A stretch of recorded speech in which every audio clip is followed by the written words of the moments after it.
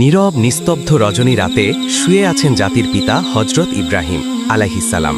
এমনই সময় তিনি স্বপ্নে দেখলেন কে যেন তাকে বলছেন, হে ইব্রাহিম, তুমি কোরবানি করো। ইব্রাহিম আলাইহিসসালাম এই স্বপ্ন দেখে জেগে উঠলেন।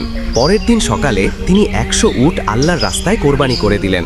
পরের দিন আবারও তিনি শুয়ে রয়েছেন। আবার ভেসে আসলো সেই দৈববাণী, কে যেন তাকে বলছেন, হে ইব্রাহিম, তুমি আল্লাহর রাস্তায় কোরবানি করো। পরের দিন সকালে আবার হজরত ইব্রাহিম আলাইহিসসালাম 100 উট আল্লাহর রাস্তায় কোরবানি করে দিলেন। কিন্তু হায়, মনে হয় আল্লাহ পাক রাব্বুল আলামিনের দরবারে তার এই কোরবানি কবুল হয়নি। তাই পরের দিন তিনি আবার যখন বিছানায় শায়িত রয়েছেন, তখন আবার ভেসে আসলো সেই দৈববাণী, হে ইব্রাহিম, তুমি কোরবানি করো। কে জেনে বারবার তাকে বলছে, হে ইব্রাহিম, তুমি আল্লাহর রাস্তায় তোমার সবচাইতে প্রিয় বস্তুটিকে কোরবানি করো। পরের দিন সকালে হজরত ইব্রাহিম আলাইহিসসালাম ভাবতে লাগলেন, আমি পরপর 2 দিন 200 উট আল্লাহর রাস্তায় কোরবানি করলাম, কিন্তু আল্লাহ কি আমার এই কোরবানি কবুল করলেন না? তাহলে কি চাচ্ছেন? আল্লাহ পাক রাব্বুল আলামিন আমার থেকে অনেক ভাবার পরে ইব্রাহিম আলাইহিসসালাম দেখলেন আল্লাহ পাক রাব্বুল আলামিন আমাকে স্বপ্নে বলেছেন, হে ইব্রাহিম, তুমি তোমার জীবনের সবচাইতে প্রিয় বস্তুটিকে আমার রাস্তায় কোরবানি করো। এই পৃথিবীতে আমার সবচাইতে প্রিয় বস্তু হলো আমার সন্তান ইসমাইল। হজরত ইব্রাহিম আলাইহিসসালামের বয়স যখন 86 বছর ছিল, তখন হজরত ইসমাইল আলাইহিসসালাম তার গৃহে পয়দা হয়েছিলেন। আর এই সন্তানটি ছিলেন ইব্রাহিম আলাইহিসসালামের সবচাইতে প্রাণের ও মহব্বতের সন্তান। কেননা এত বার্ধক্য বয়সে তিনি একটি সন্তান লাভ করেছিলেন। এই সন্তানটি ছিল তার বংশধারা জারি রাখার একমাত্র মাধ্যম। কিন্তু আল্লাহ পাক রাব্বুল আলামিন যখন তাকে এই প্রিয় সন্তানটি কোরবানি করার জন্য বারবার তাকে আদেশ দিলেন, ইব্রাহিম আলাইহিসসালাম মনে মনে ধীর সংকল্প করে বললেন, এটাই যদি আল্লাহর অভিপ্রায় হয়, তাহলে যে ইসমাইলকে তার রাস্তায় কোরবানি করতে হবে, তাহলে আমি পিছপা হব না। আল্লাহ পাক রাব্বুল আলামিনের মহব্বত ও ভালোবাসা পাওয়ার পথে দুনিয়ার কোনো কিছুই আমার জন্য বাধা হয়ে দাঁড়াতে পারবে না। এরপরে আল্লাহর নবী হজরত ইব্রাহিম আলাইহিসসালাম তার একমাত্র পুত্র ইসমাইলকে আল্লাহর রাস্তায় কোরবানি করার জন্য দৃঢ় সংকল্প করলেন। যেই ভাবা সেই কাজ। ইব্রাহিম আলাইহিসসালাম তার সন্তান বালককে ইসমাইলকে ডেকে বললেন, হে বৎস, তুমি গোসল করে সুন্দর সুসজ্জিত কাপড় পরে তৈরি হয়ে নাও, আমি তোমাকে নিয়ে একটি দাওয়াতে যাব। শিশু ইসমাইল আলাইহিসসালাম ছোটবেলা থেকেই আত্মীয় স্বজন ও পিতার মহব্বত ছাড়াই লালিত পালিত হয়েছিলেন। ছোটবেলা থেকেই পিতা তার সঙ্গে ছিল না। যখন বালক ইসমাইল আলাইহিসসালাম শুনলেন পিতা তাকে নিয়ে এক জায়গায় দাওয়াতে যাবেন, বালক ইসমাইল মনের আনন্দে নেচে উঠল। তখন তিনি মাতা হাজেরার কাছে গিয়ে বললেন, আম্মাজান, আপনি কি শুনছেন? আব্বাজান আমাকে কি বলছে? আমাকে নিয়ে তিনি নাকি এক জায়গায় দাওয়াত খেতে যাবে। ও আম্মাজান, আপনি তাড়াতাড়ি করে আমাকে গোসল করিয়ে দিন, আমার উত্তম পোশাক সজ্জিত করে দিন, আমি আব্বার সাথে দাওয়াত খেতে যাব। তখন ইসমাইল আলাইহিসসালাম বললেন, আমার যে আর তর্স হইছে না। তখন বিবি হাজেরা বললেন, সত্যিই কি তিনি তোমাকে নিয়ে দাওয়াত খেতে যাবে? হজরত ইসমাইল আলাইহিসসালাম বললেন, আপনি তাকেই জিজ্ঞেস করে দেখুন না। এরপরে বিবি হাজেরা আলাইহিসসালাম ইব্রাহিম আলাইহিসসালামকে জিজ্ঞেস করলেন, ও আমার প্রাণের স্বামী, আমি কি শুনলাম আপনি নাকি ইসমাইলকে নিয়ে একটি দাওয়াতের কাজে যাবেন এবং দাওয়াত খেতে যাবেন? ইব্রাহিম আলাইহিসসালাম বললেন, ও হাজেরা, তুমি ঠিকই শুনছ, ইসমাইলকে গোসল করিয়ে সুন্দর পোশাক পরিয়ে সুসজ্জিত করে দাও, আমি তাকে নিয়ে এক দাওয়াতে যাব। প্রিয় দর্শক, অনেকের মনে হতে পারে হজরত ইব্রাহিম আলাইহিসসালাম আল্লাহর নবী হয়ে বিবি হাজেরা ও ইসমাইল আলাইহিসসালামের সাথে একটা মিথ্যা কথা বলেছেন, কিন্তু মূলত জাতির পিতা ইব্রাহিম আলাইহিসসালাম তাদের সাথে মিথ্যা কথা বলেননি।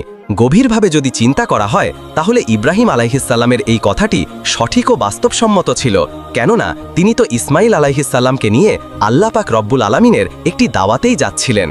এরপরে বিবি হাজেরা আলাইহিসসালাম বালক ইসমাইলকে উত্তম রূপে গোসল করিয়ে সুন্দর পোশাক পরিয়ে সুসজ্জিত করে ইব্রাহিম আলাইহিসসালামের কাছে নিয়ে আসলেন। অতপর তাকে স্বামীর হাতে তুলে দেওয়ার পূর্বে বললেন, ও আমার প্রাণের স্বামী, ইসমাইলকে আমি ছোট থেকে এই পর্যন্ত লালন পালন করেছি, কিন্তু এর মধ্যে আমি তাকে একটিবারের জন্য আমার দৃষ্টির আড়াল হতে দেইনি।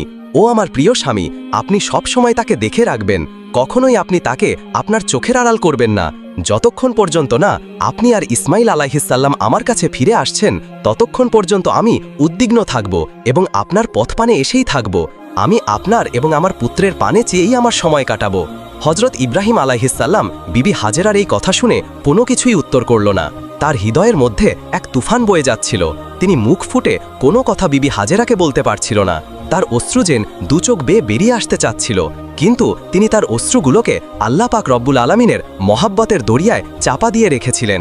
এরপরে হজরত ইব্রাহিম আলাইহিসসালাম বালক ইসমাইলকে নিয়ে চলতে লাগলেন মিনার পাহাড়ের দিকে। অভিশপ্ত ইবলিশ যখন দেখল জাতির পিতা হজরত ইব্রাহিম আলাইহিসাল্লাম আল্লাহ পাক রব্বুল আলামিনের আদেশ পালনার্থে একমাত্র পুত্র সন্তানকে জবন করার জন্য তিনি ধীর সংকল্প করেছে, তখন তারা সহ্য হল না। সে বলতে লাগল, হায় রে, আমি ইবলিশ, মানবজাতির জন্য আমি বেহেশত থেকে বহিষ্কৃত হয়েছি এবং আমি চিরমর্দুদ ও জাহান্নামী হয়েছি। আর সেই মানবজাতির একজন সন্তান ইব্রাহিম আল্লাহ পাক রব্বুল আলামিনের আদেশ পালন করে তার প্রিয়জন হবে। এটা আমি কিভাবে সহ্য করব? কোনোভাবে এটা হতে দেওয়া যাবে না। যে করেই হোক ইব্রাহিমকে এই কাজ থেকে ফিরিয়ে রাখতেই হবে। তাই ইবলিশ তার চক্রান্ত ষড়যন্ত্র বাস্তবায়নের জন্য সর্বপ্রথম বিবি হাজেরা আলাইহিসসালামের কাছে একজন ভালো মানুষের বেশ ধরে উপস্থিত হল। বিবি হাজেরা আলাইহিসসালামের কাছে গিয়ে ইবলিশ বলল, ও হাজেরা, তুমি কি জানো তোমার স্বামী ইব্রাহিম তোমার সন্তানকে কোথায় নিয়ে যাচ্ছেন? তখন বিবি হাজেরা আলাইহিসসালাম বললেন, কেন? তিনি তাকে একটি দাওয়াতে নিয়ে যাচ্ছেন। তখন ইবলিশ বলল, আমি এতদিন ঠিকই শুনেছি, নারী জাতি অত্যন্ত সহজ ও সরল। তাদেরকে যে কোনো মিথ্যা কথা বলে ও প্রতারণামূলক কথা বলে ধোকা দেওয়া যায়। তোমাদের স্বামী তোমাকে ধোকা দিয়েছে। বিবি হাজেরা আলাইহিসসালাম শয়তানের মুখের এই কথা শুনে বলল, তুমি এ কেমন কথা বলছো? আমার স্বামী আল্লাহর নবী, তিনি কিভাবে আমাকে ধোকা দিতে পারেন? আমি তোমার কথা বিশ্বাস করি না। আর সত্যি করে বলো তো, তুমি কে এবং কি উদ্দেশ্যে আমার স্বামীর বিরুদ্ধে তুমি আমাকে প্রচারিত করছো? তুমি এখনই আমার কাছ থেকে দূর হয়ে যাও। ইবলিস বলল, ও হাজেরা, এখন তো তুমি অত্যন্ত তেজের সাথে কথা বলছো, কিন্তু কালকে যখন দেখতে পাবে সত্যি ইব্রাহিম তার সন্তান ইসমাইলকে জবেহ করে দিয়েছে, তখন দেখা যাবে তোমার এত তেজ কোথায় থাকে। বিবি হাজেরা এবার বিরক্ত হয়ে বললেন, আচ্ছা, তুমি কি বলতে যাচ্ছ? একটু খুলে বলো তো। শয়তান তখন বলল, আমি সে কথা বলার জন্য তোমার কাছে এসেছি। তখন বিবি হাজেরা বললেন, তুমি কি আমাকে বুঝিয়ে বলতে পারো এর কি কোনো যুক্তি হয়? একজন পিতা কেন তার একমাত্র নিরপরাধ সন্তানকে জবেহ করবে? শয়তান বলল, হাজেরা, ইব্রাহিম খামাখাই ইসমাইলকে জবেহ করে না।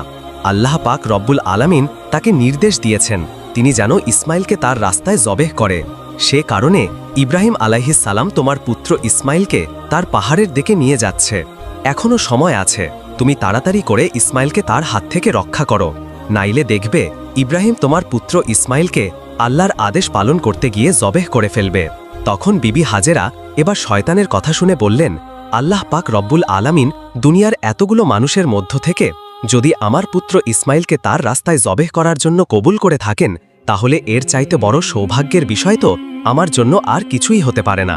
শুধু একজন ইসমাইল নয়, আল্লাহ পাক রব্বুল আলামিন যদি আমাকে হাজার হাজার সন্তান দিতেন, আর সেই হাজার হাজার সন্তানকেও যদি আল্লাহ পাক রব্বুল আলামিনের রাস্তায় কুরবানি করার জন্য আল্লাহ পাক যদি আমাদেরকে আদেশ দিতেন, আমি খুশি মনে তাদের সকলকেই আল্লাহ পাক রব্বুল আলামিনের রাস্তায় জবেহ করে উৎসর্গ করে দিতাম। আমি বুঝতে পেরেছি তুমি মরদুদ, তুমি ইবলিশ, আর তুমি আমাকে ধোঁকা দিতে ও প্ররোচিত করতে এসেছো। আমি তোমার কাছ থেকে আল্লাহর আশ্রয় প্রার্থনা করছি। তিনি বললেন, আউযু বিল্লাহি মিনাশ শাইতানির রাজিম, লা হাওলা ওয়ালা কুওয়াতা ইল্লা বিল্লাহিল আলিয়্যুল আযীম। ও ইবলিশ, তুমি এখনই আমার চোখের সামনে থেকে দূর হয়ে যাও। বিবি হাজেরা আলাইহিসসালামের এই তেজদীপ্ত বক্তব্য শুনে ইবলিশ আর তার কাছে টিকতে পারল না। অতঃপর সে সেখান থেকে পাগলা কুকুরের মতো লেজ গুটিয়ে পালিয়ে গেল। ইবলিশ যখন দেখল বিবি হাজেরাকে ধোঁকা দিয়ে কোনো রকমই কাজ করা যাচ্ছে না, তখন সে চিন্তা করতে লাগল, যাই বালক ইসমাইলকে গিয়ে এবার ধরি। হজরত ইসমাইল আলাইহিসসালাম হজরত ইব্রাহিম আলাইহিসসালামের পিছনে পিছনে চলতেছিলেন এবং তিনি কিছুটা তার পিছনেই ছিলেন। ইবলিশ তখন ইসমাইল আলাইহিসসালামকে হাতের ইশারায় ডেকে ইব্রাহিম আলাইহিসসালাম থেকে আরও দূরত্বে নিয়ে গেল। এরপর সে ইসমাইল আলাইহিসসালামকে বলল, ও ইসমাইল, তুমি কি জানো তোমার পিতা তোমাকে কোথায় নিয়ে যাচ্ছে? ইসমাইল আলাইহিসসালাম বললেন, কেন দাওয়াত খেতে নিয়ে যাচ্ছে? তখন ইবলিশ বলল, ওহে বালক, তুমি তো অত্যন্ত কচি ও ছোট, তোমার মন সাদাসিদে ও ভোলাবালা, তাই তোমার পিতা তোমাকে দাওয়াত খাওয়ার কথা বলে ধোঁকা দিয়েছে। তখন ইসমাইল আলাইহিসসালাম বললেন, তুমি এ কেমন কথা বলছো? কেন আমার পিতা আমাকে ধোঁকা দিবে? আমি তার একমাত্র সন্তান, আর এতদিন পরে তিনি আমার সাথে দেখা করতে এসেছেন। ধোঁকা দেওয়ার উদ্দেশ্য কি হতে পারে? তখন ইবলিশ বলল, ও ইসমাইল, তুমি জেনে রাখো তোমার পিতা তোমাকে দাওয়াত খাওয়ার কথা বলে ধোঁকা দিয়ে জবেহ করার জন্য নিয়ে যাচ্ছে। মিনার পাহাড়ে গিয়ে তিনি তোমাকে জবেহ করে দিবেন। তখন ইসমাইল আলাইহিসসালাম বললেন, এটার কি কোনো যুক্তি হতে পারে যে কোনো পিতা তার একমাত্র সন্তানকে বিনা কারণে জবা করে দিবেন? ইবলিশ তখন বললেন, ও ইসমাইল, তোমার পিতা বিনা কারণে তোমাকে জবা করবে না। আল্লাহ পাক রব্বুল আলামিন তাকে নির্দেশ দিয়েছেন তিনি যেন তোমাকে তার রাস্তায় কোরবানি করেন, আর আল্লাহর নির্দেশ পালন করার জন্যই তোমার পিতা তোমাকে মিনার পাহাড়ে জবেহ করার জন্য নিয়ে যাচ্ছেন, তখন ইসমাইল আলাইহিসাল্লাম বললেন, আল্লাহ পাক রব্বুল আলামিন এই দুনিয়াতে এত এত মানুষের মধ্য হতে যদি আমাকেই তার রাস্তায় জবেহ করার জন্য কবুল করে থাকেন, তাহলে এর চাইতে বড় সৌভাগ্য বিষয় আর কী বা হতে পারে। আমি বুঝতে পেরেছি তুমি হলে ইবলিশ। ও ইবলিশ, তুমি জেনে রাখো, আল্লাহ পাক রব্বুল আলামিন যদি আমাকে লক্ষ কোটি জীবন দিতেন, আর সেই লক্ষ কোটি জীবনকেও আল্লাহ পাক রব্বুল আলামিন যদি তার রাস্তায় কোরবানি করার জন্য কবুল করতেন, তাহলে আমি প্রতিবারই আল্লাহ পাক রব্বুল আলামিনের রাস্তায় কোরবানি হওয়ার জন্য প্রস্তুত থাকতাম। ও ইবলিশ, তুমি আমার কাছ থেকে এখনই দূর হয়ে যাও, আমি তোমার থেকে আল্লাহর কাছে আশ্রয় প্রার্থনা করছি। তখন ইসমাইল আলাইহিসাল্লাম বললেন, আউযুবিল্লাহি মিনাশ শাইতানির রাজিম। এরপরে হজরত ইসমাইল আলাইহিসাল্লাম ইবলিশকে লক্ষ্য করে পাথর মারতে লাগলেন। ইসমাইল আলাইহিসাল্লামের সেই স্মৃতির চরণ করে আজ পর্যন্ত হাজিরা হজে গিয়ে সেই শয়তানের গায়ে পাথর নিক্ষেপ করে। এরপরে হজরত ইব্রাহিম আলাইহিসাল্লাম পুত্র ইসমাইলকে নিয়ে মিনা প্রান্তরে উপস্থিত হলেন। তাফসিরে রুহুল মানিতে রয়েছে, ইসমাইল আলাইহিসাল্লামকে জবেহ করার পূর্বে জাতির পিতা হজরত ইব্রাহিম আলাইহিসাল্লাম তার সাথে একটি পরামর্শ করে নিতে চাইলেন। কোরআনের ভাষায় ইব্রাহিম আলাইহিসাল্লামের সেই পরামর্শের বাক্যগুলি ছিল এইরূপ। তিনি বললেন, ইন্নি আফিল মানামা ইন্নি জাবিহুম ফাংজুর মাজা তারা। তিনি বললেন, হে আমার বৎস, আমি স্বপ্নে দেখছি যে আমি তোমাকে জবেহ করছি, এখন তোমার অভিমত কি বলো। তখন ইসমাইল আলাইহিসাল্লাম বলল, হে আমার পিতা, আপনি যা আদিষ্ট হয়েছেন তাই করুন, আল্লাহ ইচ্ছা করলে আপনি আমাকে ধৈর্যশীলদের অন্তর্ভুক্ত পাবেন। হজরত ইসমাইল আলাইহিসাল্লামের এইরূপ জবাব শুনে ইব্রাহিম আলাইহিসাল্লাম অত্যন্ত খুশি হলেন।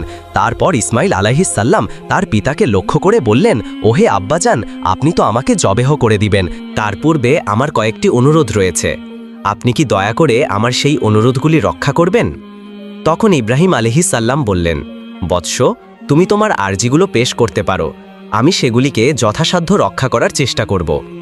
তখন হজরত ইসমাইল আলাইহিসাল্লাম বললেন, ওহে আব্দাজান, আমাকে জবেহে করার পূর্বে আমার হাত পা উত্তম রূপে বেঁধে নিবেন। দেখা যায় জবেহে করার সময়ে জীবজন্তুগুলি তাদের হাত পা ছোড়াছুড়ি করে, তেমনিভাবে মৃত্যু যন্ত্রণা সহ্য করতে না পেরে আমিও যদি আমার হাত পাগুলি ছোড়াছুড়ি করি, তা যদি আপনার শরীরে লেগে যায়, এতে আমার বেয়াদবি হবে, আর আমি চাই না মৃত্যুর পূর্বে আমার পিতার সাথে আমি বেয়াদবি করি। অতএব হে আব্বাজান, আপনি আমার এই অনুরোধ রক্ষা করবেন।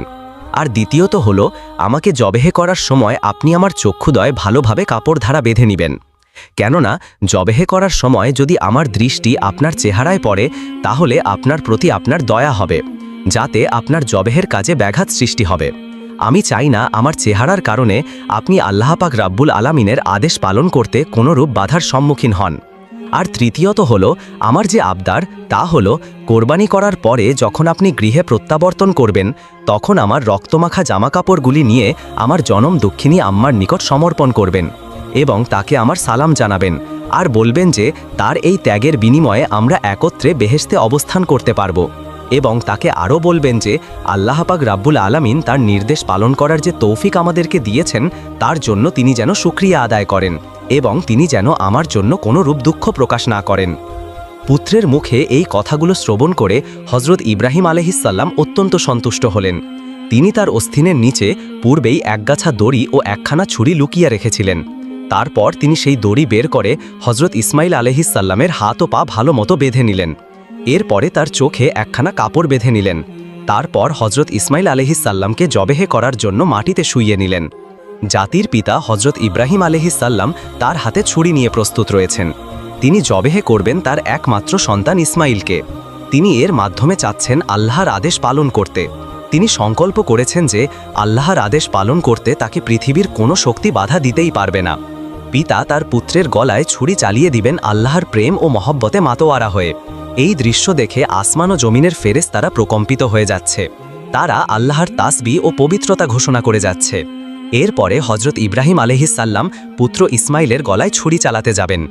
এমন সময় আল্লাহ পাক রাব্বুল আলামিন ছুরিকে নির্দেশ দিলেন, হে ছুরি, খবরদার, তুই ইসমাইলের গলার একটি পশমও কাটবি না। তুই যদি ইসমাইলের গলার একটি পশমও কাটিস, তাহলে তোর জন্য আমি জাহান্নামের আগুনকে অবধারিত করে দিব। তারপর হজরত ইব্রাহিম আলাইহিসসালাম বিসমিল্লাহ বলে পুত্র ইসমাইলের গলায় ছুরি চালিয়ে দিলেন। কিন্তু ছুরি তো পূর্বেই আল্লাহর নির্দেশ পেয়েছে। সে আল্লাহর ভয়ে ভীত হয়ে ইসমাইল আলাইহিসসালামের গলায় একটি পশমও কাটল না।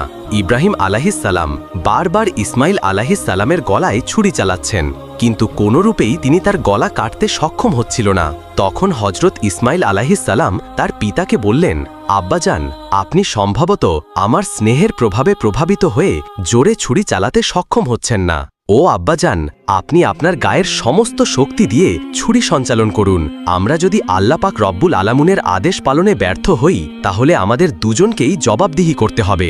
ইসমাইল আলাইহিসসালামের এই কথা শুনে পুনরায় হজরত ইব্রাহিম আলাইহিসসালাম তার গায়ের সমস্ত শক্তি দিয়ে ইসমাইলের গলায় ছুরি চালাতে লাগলেন, কিন্তু তারপরেও ছুরি হজরত ইসমাইলের একটি পশমও কাটতে পারল না। অনেকক্ষণ ধরে এভাবে ছুরি চালানোর পরেও হজরত ইব্রাহিম আলাইহিসসালাম একেবারে বিরক্ত হয়ে গেলেন।